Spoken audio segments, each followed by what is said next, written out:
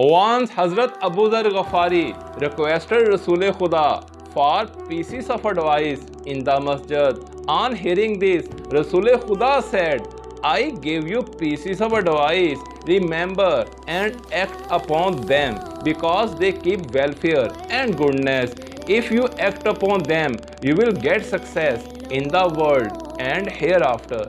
In his first advice, Rasool Khuda said, Kun ala umrika ashaha min dirhamika wa dinarika. In the series of your life, take more stinginess than to spend dirham and dinar. It can be explained as a person takes care to spend his livelihood in wasteful spending. Similarly, the precious moment of life should not be wasted in futile works.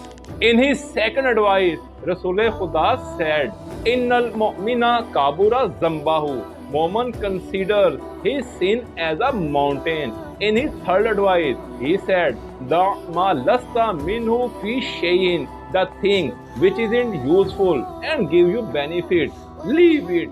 In his fourth advice, Rasool Khuda said, Wafaz lisanaka kamata afizu malaka. And you protect your wealth. Similarly, protect your language.